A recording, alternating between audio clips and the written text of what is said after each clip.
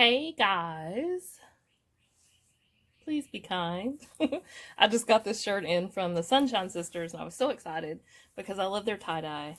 And of course I had to fringe it and make some adjustments. You know, with me, t-shirts, the first thing that comes off is the neck. It has to be an extraordinary t-shirt for me to not cut off the neck. I was just going to show you today how to do this little fringe and get your little fringes even. And I've also done the bottom, which you can't see.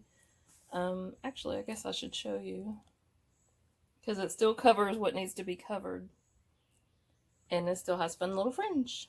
So let's get started. Okay, so I'm going to use one of my masks. I can't say that to save my life. Actually, I don't need the extra S in this case. This is a mask t-shirt. It's been very popular and I only have one left, but it's not going to hurt that part for me to show you how to do the fringe. So the sleeves, I'm going to cut off the bound edge or the hemmed edge just to let it be free. And you know, like once you do that, if you get a t-shirt and the arms are too tight, the sleeves are too tight, just cut that little bound edge off and give it a little stretch and then put it back on and see if it doesn't make a difference. Okay, so what we're going to do first is cut all the way up to the seam that the sleeve is sewn in the center. So we'll get it even, just cut right up to that seam. So we got it even right up to the middle. And then in the middle of the top piece, make another one. In the middle of the bottom piece, make another one. And then in the middle of all of those pieces, cut another piece right up to the top.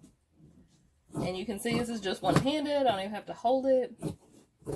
Another thing to keep in mind is the fiber content of the t-shirt will make a difference on how easy it is to work with and how much it stretches. So the piece that's on the fold, you'll just need to cut it up this fold part. So it won't be a big fat piece. It'll be a skinny piece like the rest of them. And the same on the bottom.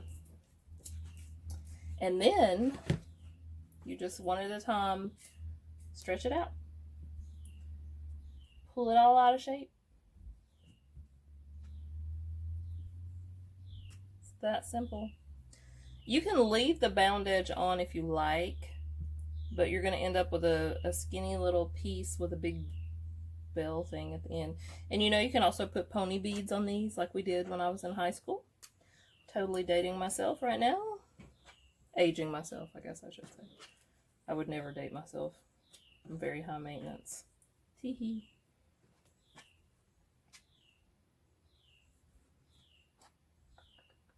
So the more stretch the t-shirt has, the better your fringes or the longer they will be. You can see. If it has more cotton and less like an old school vintage tee, it's probably not going to stretch so well, but it'll still make fringe. Won't be a big deal. And then on the bottom edge, same thing. Cut that bound edge off. And then just cut up. What I do is use the length of the shears. That's how much I'm going to cut up. If you want to actually try it on and make some little marks so you'll know that you'll cover whatever you want to cover. And if you don't want to cover anything, then you can have it come all the way up to your boobs. Totally up to you. To make it a little quicker, I'm going to double it. And make sure you have good scissors because it's not good. It doesn't have to be expensive scissors. They just need to be sharp. So same thing, center, center, center. So there's the 4 cuts. And then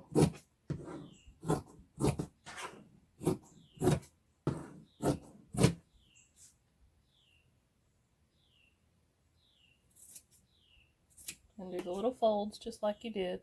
I'm not going to take the time to do all that.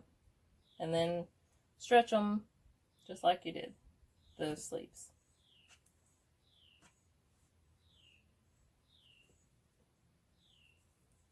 I'll actually pick this up and show you what it looks like as compared to what it did just when you cut it. So see the difference in the pulled ones is the little block ones. So just do that all the way around. And you've got your shirt all fringed. The end.